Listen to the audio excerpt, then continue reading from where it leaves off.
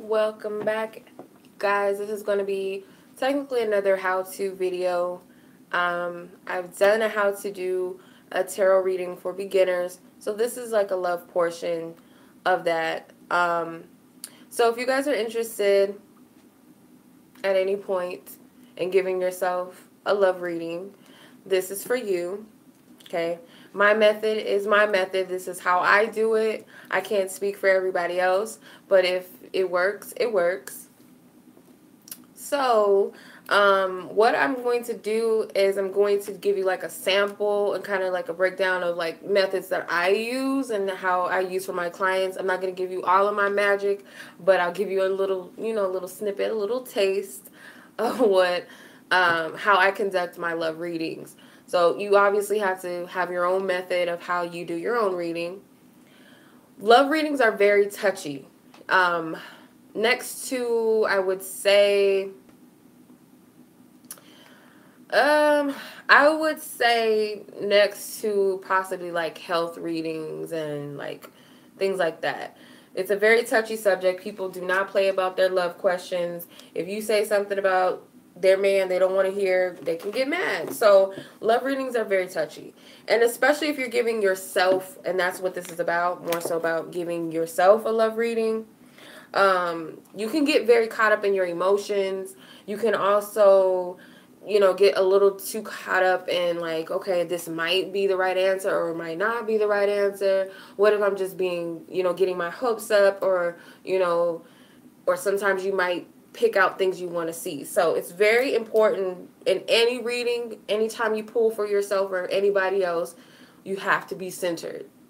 You have to be centered. If you're not in a meditative state, a state of clarity, and a state of peace, your reading is going to come off very imbalanced. You're going to feel imbalanced if you're asking, oh my God, is he cheating on me? Oh, I gotta know. And then when you see a certain card that looks bad, you'll jump to conclusions and go, he must be cheating. But you have to be centered so that the messages can just flow. There's no attachment. That's the hardest thing, especially with love readings, is not to be attached to what you get. So what I'm going to do, I have 2 oracle cards that I'm going to use. I have the Romance Angels Oracle deck, which is everybody's favorite, or somebody, it's a popular deck, let's just say. It's a popular deck. And then there's the Amira Oracle, which is everybody's favorite. If you don't have this deck, go ahead and get it. I don't really resonate with it all the time. I just use it for certain things. But that's key. And then I have a good old tarot deck, which is the Golden Universal Tarot. So I'm going to use that. So I'm going to like give you an example. So say for instance, you just started dating someone or you have a crush on someone. The number one thing that I would ask first and foremost is, and I explain this in my How to Give Yourself an Accurate Tarot Reading. I will leave the link in the description box below because it breaks down, picking out your deck, how to meditate, and also one of the major key things that I would say is, one of the most important things I would say to do is to have a relationship with the deck you're using. So say you're using tarot. You can use tarot and oracle cards together. That's usually what I do. But let's say you pull the King of Swords, and that might represent this person, especially if they're a Gemini, Libra, or an Aquarius person. Or say they're just a very outspoken person, and that's what they're known to be. Or you pull the Queen of Cups, or you pull the Knight of Cups, and that could represent you. You have to know who you are in the deck and possibly what this person, what their astrological sign is or what their personality is in order to figure out who they are. The court cards are important when you're doing love readings because if you pull court cards, that will more than likely tell you the personality of the person you're dealing with. There is a method that I found from Google years ago, and I loved it. So what you would do is you would separate all of the kings and the knights out of the tarot if you're dealing with a man, obviously. If you're dealing with a woman, you can pull all the queens out of the deck, and then it would kind of tell you what type of lover they are. So you can do a spread on, okay, what's this man's intentions? Let's see. What's his intentions? Pull a card. What's his intentions? The Three of Cups and the Lovers. He might be open to open dating. He's not someone who wants to settle down just yet, or maybe he's dating multiple people until he feels like he's met the right person or something. You know, you can do it like that. Or he's waiting to find his soulmate. You can do that. This card deck, the Amira Oracle deck, she has different spreads, and I believe one of her spreads is asking what the person's intentions are. I like to use this deck for what will my soulmate be like, or what is the next person I'm attracting into my life type of spread, because it will tell you the reason why this person is coming into your life. What's their personality? Is it everybody's little favorite thing, twin flame? Is it a twin flame connection? Is it karmic? Is it whatever? What's their characteristics? That's another one. One of my other favorite ones. You want to do a reading on what does this person look like? You guys can pull a card.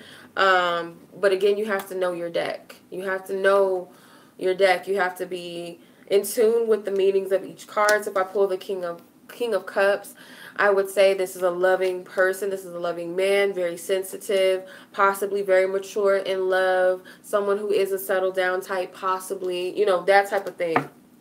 So how do I know how this person feels about me or what they're thinking about me? You can either do a 3-card spread just to get, you know, a full and in-depth. You don't want to just pull one card because, okay, the King of Cups, okay, he has feelings, but what are his feelings? Okay, pull the World card. He might feel like he wants to explore his options, or he might feel like he wants to settle down with me. Let me clarify.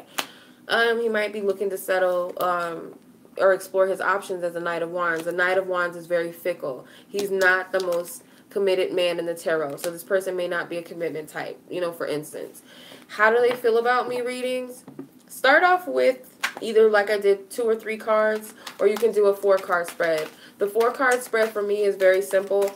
What the 4 cards represent for me is the mental aspect, the emotional aspect, the perception, and how they're moving forward with you. What are their actions telling you? So you could do a 4-card spread like that. So let's say, for instance, Knight of Cups is his thinking towards you. His feelings are the Ten of Swords, or her feelings are the Ten of Swords. He or she, their perception is the Judgment card. How they're acting towards you is the Two of Cups. So that's one method that I use, is the mental, the emotional, the perception, and their actions towards you. What's my advice, Spirit? You can use tarot. You can use these, but I would prefer using like an oracle deck that has some messages on it. What's my advice, especially romance cards? What's my advice, Spirit? Deception. Okay, deception. Do I need to clarify? Yeah, I can clarify with these cards, or I can clarify with tarot. But the deception card and true love, maybe you need to be very clear whether this person is truly someone that you truly care about. Is there true love between you and this person? Yes or no? And that takes me to my next question, or to my next method. Yes or no cards. Okay.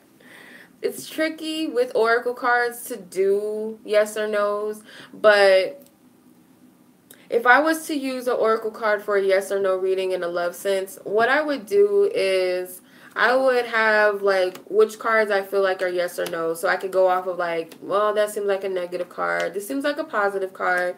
And then I would pull odd numbers. So you can do 3. You can do 5 cards. You can do 7 cards. But I'm more of a 5-card person. And plus it gives me more detail as to why it's a yes or a no. So I prefer to do that. Some people use 3 cards. Some people just simply go off of if you just get no cards, or they just pick up the energy and can say, well, that might be negative. So, also, another method is some people reverse their oracle cards. I don't reverse oracle cards. I don't see that as necessary, but you could do that. And then if you get reversals, it's a no. Uprights, it's a yes.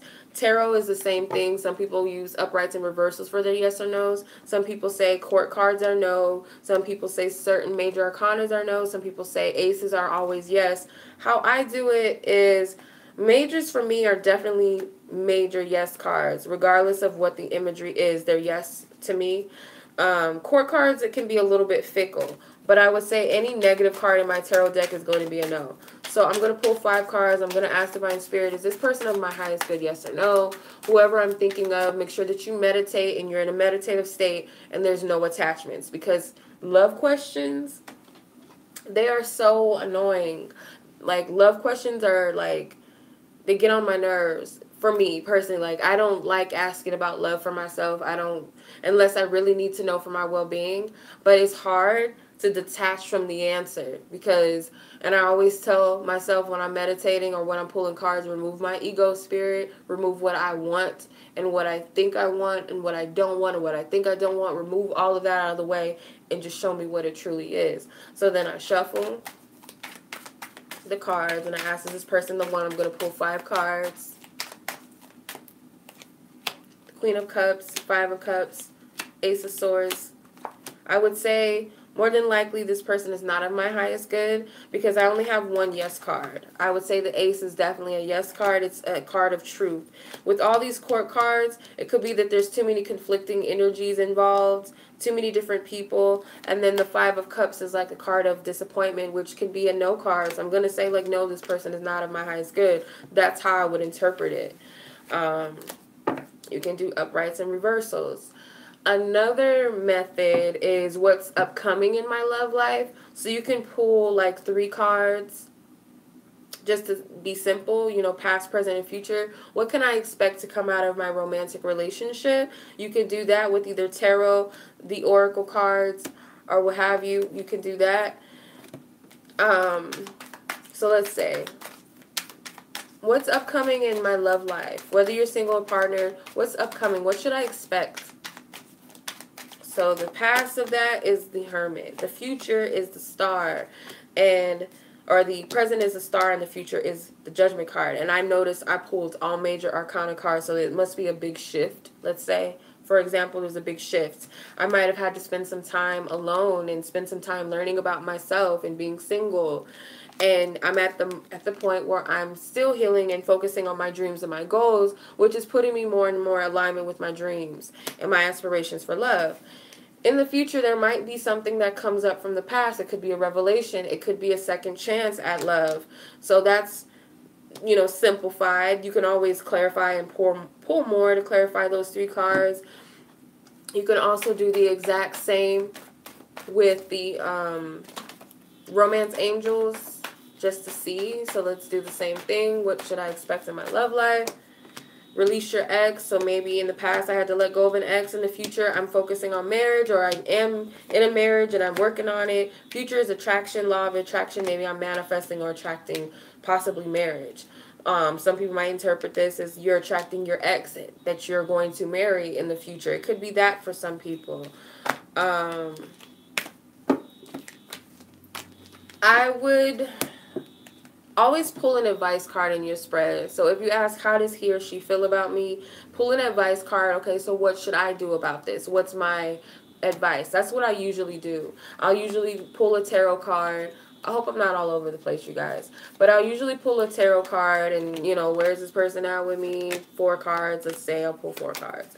Okay, so I know that. So Spirit, what's my advice? What should I do about this? Where do I stand in this whole picture? What should I do? Okay, passion, blah, blah, blah. Okay, whatever. So that's how I do that. I create most of my spreads that I do for clients and stuff, and even on myself. I just test them out on my friends before I even release them. So I have so many different spreads that I've created and books full of different spreads that I've created. But there's some really good ones online. There's also, I would do certain things like, if you're single, what do I need to work on spreads? What is it that I need to heal? What is it that I need to work on? You can pull however many cards you feel guided to pull. There's the Celtic cross spread that's really good for more detailed readings. That's a 10-card spread. Celtic crosses are very common tarot card spreads. You can Google that and find it on your own. So what you can do, this deck here is kind of, I don't know. You can use it for multiple things. So let's see. What is the energy that surrounds my love life right now is another good one. What is the energy that surrounds my love life right now, Divine Spirit? Can you please show me what is the energy? Please detach. Past life energy. So it could be past life situations or past circumstances that are still haunting me or bothering me. If I want to get a little more detailed, okay, please clarify, Spirit. travel. Past life. So it could be that I'm exploring something from my past. Why am I exploring this from my past? You know, you can just go deeper. You can always go deeper. Could be something tied to finances. It could be someone from my past that I might have known from far away, or someone that I worked with. You know, it could be so many different things. But you can do that. That's another spread you can do. What's the energy that surrounds my love life?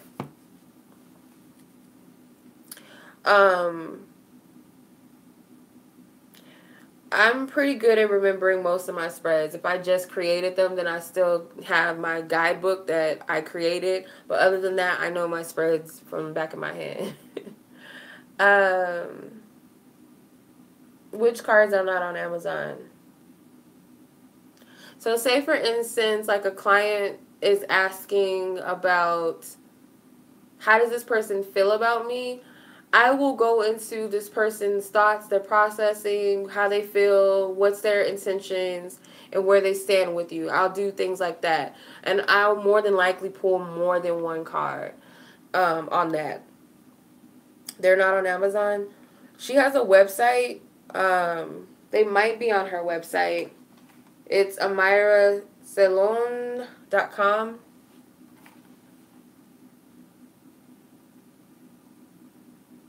She has a YouTube channel, if I'm not mistaken. I believe she does readings too. But my dad bought these for me. I think my dad bought these from me from Amazon. I don't know if they're sold out or not. I don't know. But I would go to her website.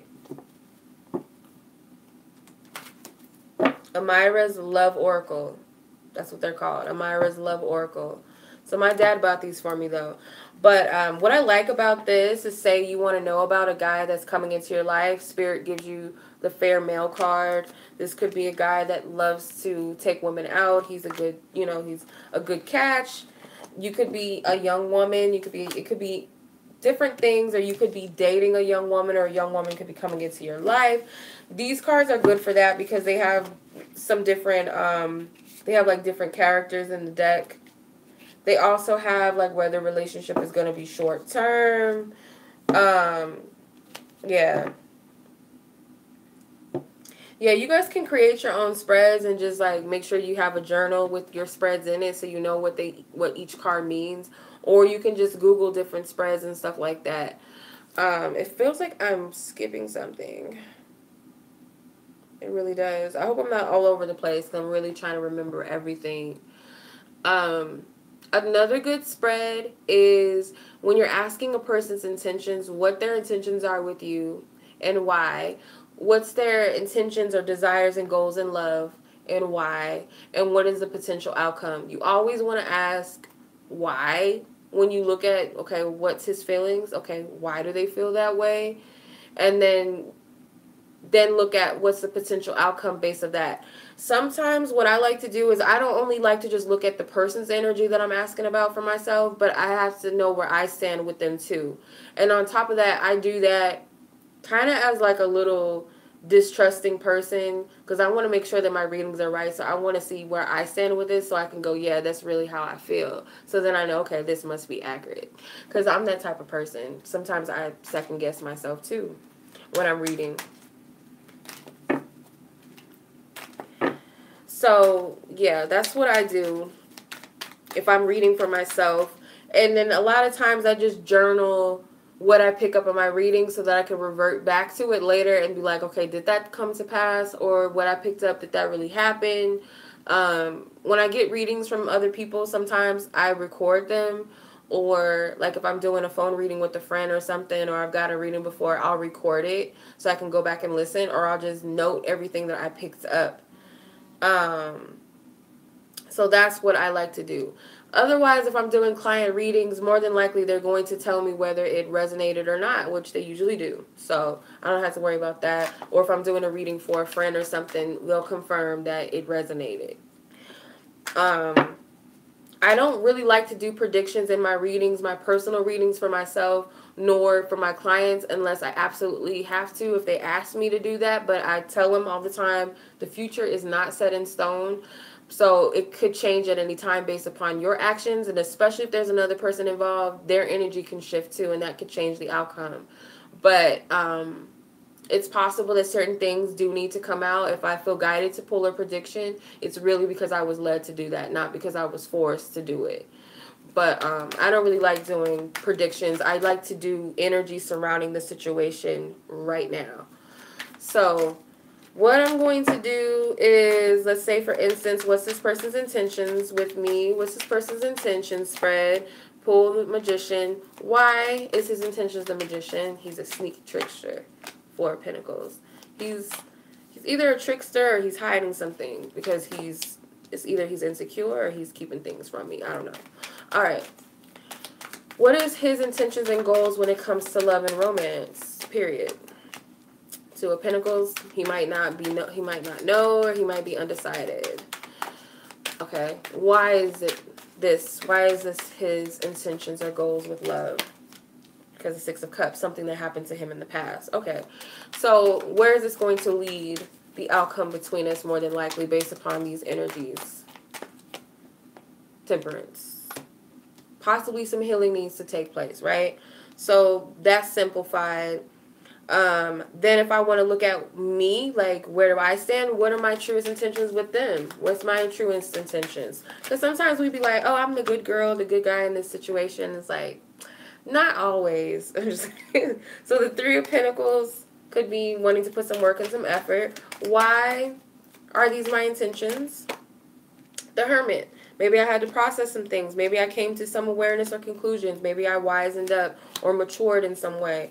What is my truest goals and intentions with love and romance, period? Let's see. The Hierophant, so romance and commitment, more than likely, or marriage and commitment. Why is that my goal and my intentions in love? The Nine of Cups, because that's my ultimate wish. Okay, so let's just say that. So that's that. That's a pretty, it's extensive spread. If you're not used to pulling that many cards and it's overwhelming, maybe this is not the spread for you. But I prefer doing things like that. Or you can do, what are their feelings for me? Why are they feeling this way towards me? What will they more than likely feel about me in the future? Why? What do I feel about them? Why? What will I more than likely feel about them in the future? Why? And what's the probable outcome of our energies? You can do that too. That's just an example. What else? What's the blockages? That's another one. That's why you can use the Celtic cross spread, because I believe there's like obstacles and challenges, like a position for that. So it'll tell you if there's any obstacles or challenges. What's blocking us? What is it that's blocking me? Am I doing something to block this connection? What is it? You always want to ask how, where, why, and what, instead of when, where, how is it going to happen, when, yes, no, close-ended questions. So the Four of Pentacles, what's blocking me is possibly someone's holding back. How do I remove this blockage? The Six of Swords, move past it mentally. What is blocking this person? What is it blocking, or what is it that's blocking this person?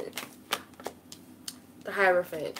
Some sort of commitment. Maybe they're in a relationship already. Maybe they're committed to something else. Why, or how can they remove this block? The Queen of Cups. Queen of Cups could be healing. It could also be not being a pushover, because sometimes I see the Queen of Cups as being a pushover. What is the probable outcome of this if we remove these blockages? What's the probable outcome? The Queen of Pentacles. So possibly it could be someone deciding to choose themselves or deciding to love themselves for whatever reason. If you want to clarify, you can always pull more cards. You can do the same with oracle cards if you feel guided. If the tarot is not your thing, you can do that. Ooh, the Secret Admirer card spread. Okay. So, Angela, how to get a reading, you can check out my website. The links are in the description box below. Just make sure that you sign up. If you purchase a reading from my website, just make sure that you guys sign up as a member before trying to purchase a reading from my website. So I would read the description box below, or you can go to a previous video I posted and check that. Before I get into your question, Nana, so there's this cool spread that I found on Google, And it was, do I have a secret admirer spread. So I believe she pulled all the cups. Yeah, she pulled all of the cup suits out of the deck. So, of course, the ace all the way up to the king of cups. And it pretty much will tell you whether you have a secret admirer or not. So, say, for instance, you pull the ace of cups. It's like, yes, this person does have feelings for you or has a crush on you or someone admirer card anyway. The Knight of Cups. The Two of Cups can be, yeah, this is someone that you already have a crush on and they have a crush on you too or something like that. If it's the Five of Cups, it's like, no, you don't have a secret admirer. You know, just take it for what it is. You can do that as well. It's on Google, I think. You can use it. Should I release my ex type of spread. I have a spread for should I release my ex. I'm not going to reveal it on here. You have to get a personal reading if that's what you're interested in. But you can do a 3-card spread and just say, where does this person stand with me getting back together with them? Where does this person stand with getting back together with me? The Page of Cups. They could be open to it. Where do I stand with getting back together with this person? The Knight of Wands. You could be a little bit defensive, which is weird. And then, what is the probable outcome of us getting back together? The Star card. There's hope in it. There is a reason to be optimistic and hopeful for getting back together with this person. That's just a small portion of it. Of course, mine is a little more detailed than that. The spread that I created is far more detailed than this. But if you just want to simplify it or just ask, again, you can do it with Oracle. You don't have to use Tarot. So I'm going to do the same thing. Where is this person standing as far as getting back together with me or reconciling? Separation. They might, even though it says separation, it could be that they miss you. Because both, if you look at the cards, they're like yearning for each other. Okay, so where do I stand as far as getting back together? Calling in your soulmate. This could be something that you actually are calling in, something that you actually want. What is that going to lead us? What is the potential of coming back together or being together, whatever? Free yourself. Let's say, for instance, someone would have to let go of something. You guys might have to free yourself of some blockages, some unhealthy patterns or something, you know. And then, of course, you can always clarify it and get more in-depth. I like to use Oracle and Tarot together to clarify because it gives me a little more detail than just pulling Tarot over and over or pulling Oracle cards over and over. Unless that's your method, unless that's all you have, of course, by all means, you can do that. So, yeah, you can do that. Timing, like I said, I'm not a prediction person. I do not really care for it unless I feel guided to do them. But say there's timing involved and you want to know what is the likely outcome of me starting a new relationship. When am I going to get out of singlehood, Divine Spirit? And timing is something that you have to establish on your own. So certain tarot books say that certain cards represent seasons, days, months, years. So if you pulled Pentacle card, it's more than likely summer or spring. For some people, it's years, could represent years. For some people, the Six of Swords is the winter season. For some people, it's days and weeks, or actually weeks, I think. The swords are weeks. The wands can be days because it's fast-paced energy. So fall season, more than likely, is the wands cards. Cups is like fluid energy. So it kind of depends. And then some people use the astrological aspects to tell. So say, for instance, you pull the King of Pentacles. Okay, well, that could either be Taurus energy, Virgo, or Capricorn energy. So whatever seasons are Taurus season, Virgo, or Capricorn season, more than likely. It might be a year from now because it's you know, you have to have your own relationship with your tarot. If you don't feel comfortable, you guys can use a reference that resonates with you and works. So I'm going to use my method, which is the days, months, and weeks time thing. And then if I pull major arcana cards, for me, that's astrological signs. So that's how I'm going to do it. What is the timing to get out of singlehood? What am I most likely going to get out of singlehood? The Eight of Wands, very soon, obviously, because the Eight of Wands is like a quick energy. So this is Sagittarius, I believe. The 8, 9, and 10 of Wands is Sagittarius. So Sagittarius season, it could be very soon, not long from now, possibly.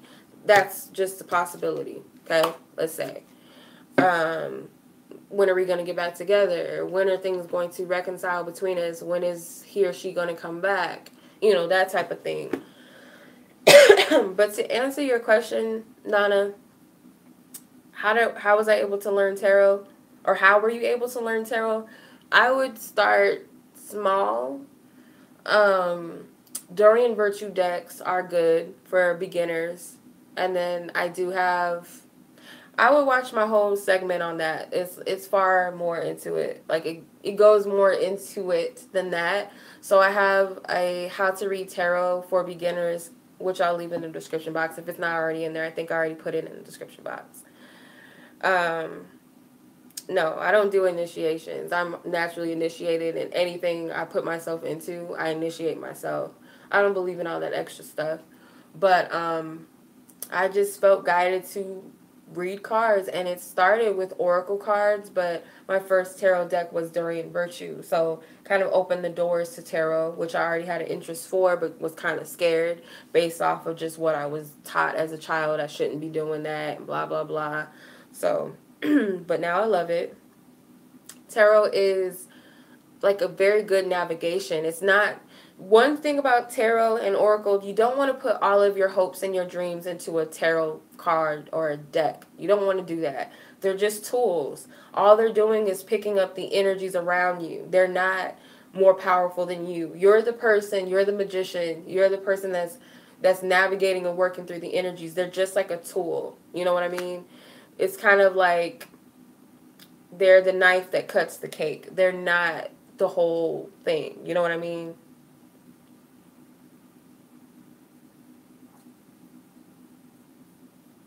So, yeah, they're not the whole thing. Because I feel like that's the misconception about tarot, is that they're meant to tell you everything and they're meant to tell you what to do and what not to do. They're more of advice cards. They're more of guidance, but they're not meant to be taken as the sole decision making. You know, they kind of give you something to look into and to ponder and the possibilities of certain things, maybe even to give you heads ups and warnings, but they're not to be taken as the end all be all. You have to navigate yourself. You have to trust your intuition first and foremost. So when you watch readings, or when you get readings, or when you do your own readings, you have to go in with an open mind and an open heart and be able to hear and to really listen.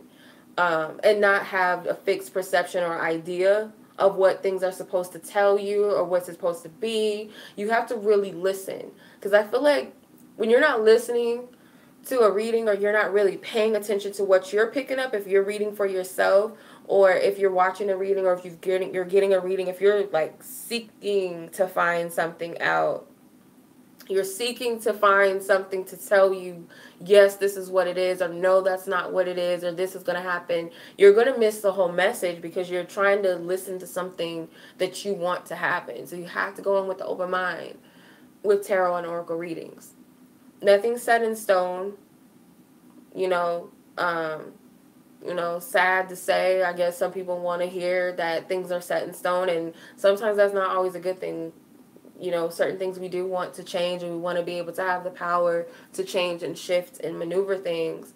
You also have to be mindful if other people's energies are involved. You can't control that person's energy. That's one thing about love readings. You cannot put all of your hopes and dreams into what the cards are telling you. And not to say that you can't have faith and have hope in what the cards are telling you, but just know that there's other people's intentions and their free will involved, and their possible decisions to change their path based upon what energies you picked up. It can shift tomorrow. It can shift in a second, just as your energy shift in a second. You're not going to feel the same about your favorite TV show next year that you did when you first watched it. So, I might lose some people on that.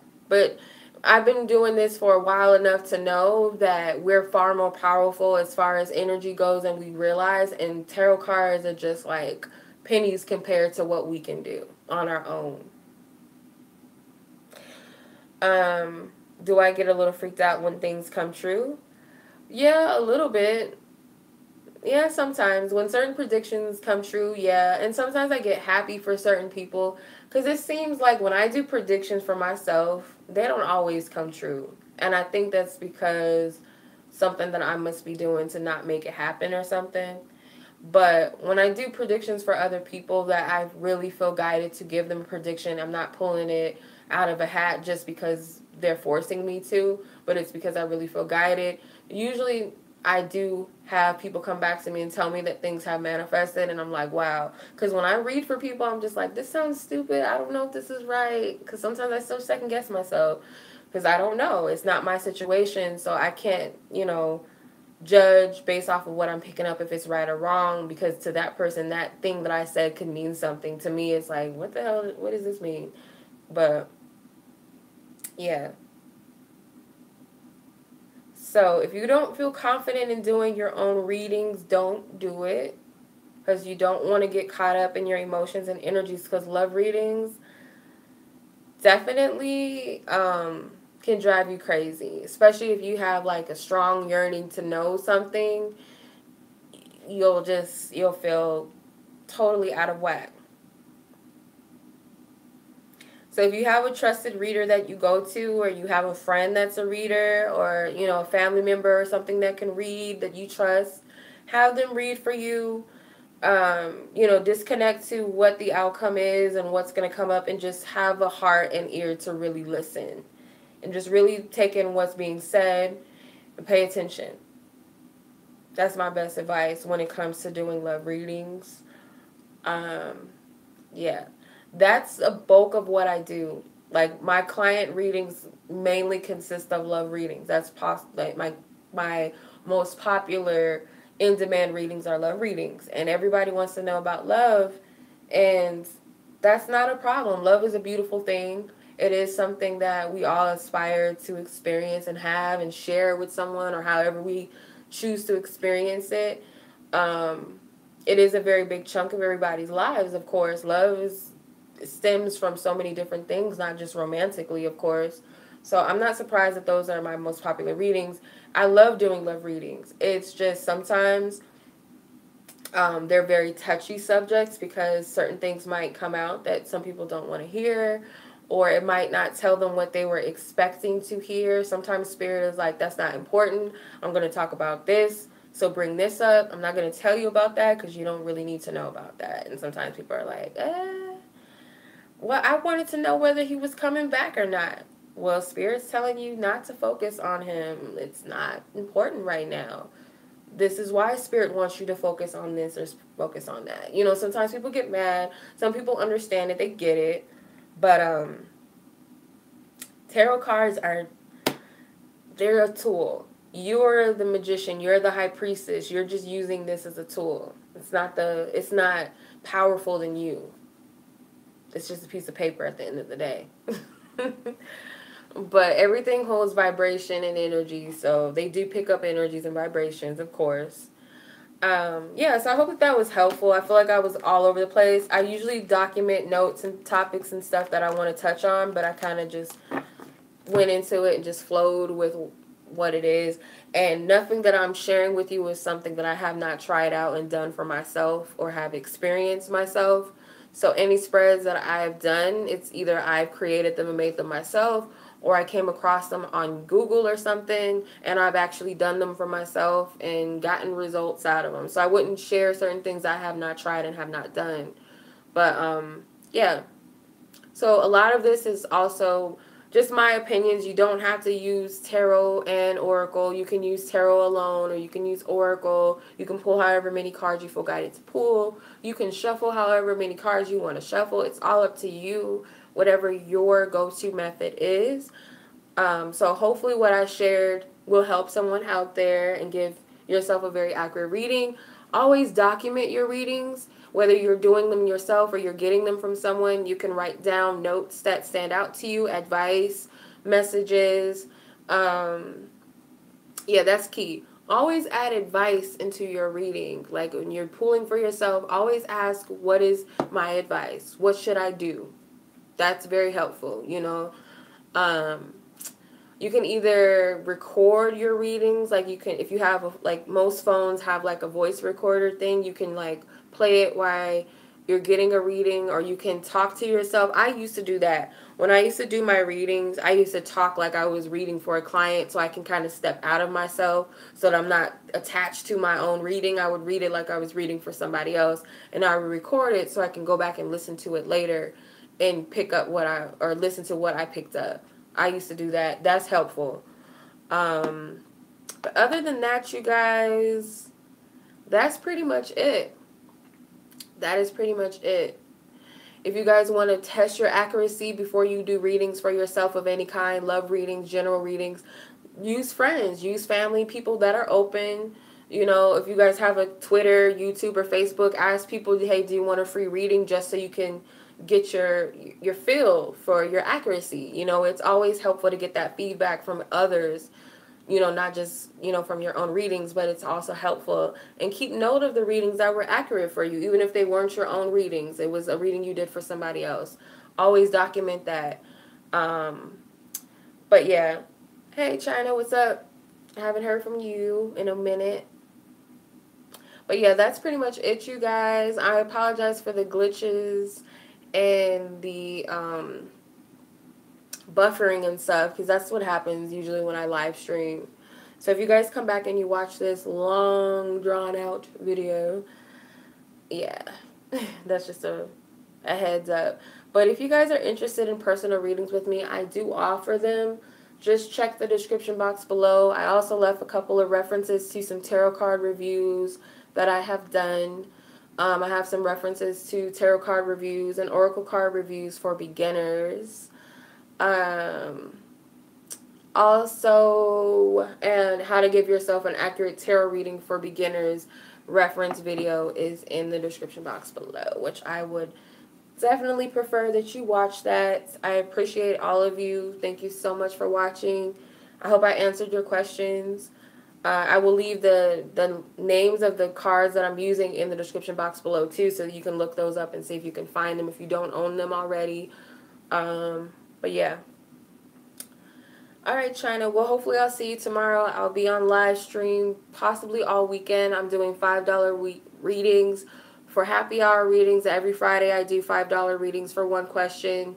And then this Saturday and Sunday only, I'll be doing $5 readings, and I'll be pulling them on live stream. So if you guys are interested, check out the description box below for how to purchase a reading for me. The $5 readings, I posted a video for that. So if you guys are watching around this time, some people might come back a year later and watch this. So just discard this part. But yeah, if you guys are interested in the $5 reading special, check my latest video before this one, and it'll give you more detail on that. So much love to you. Peace.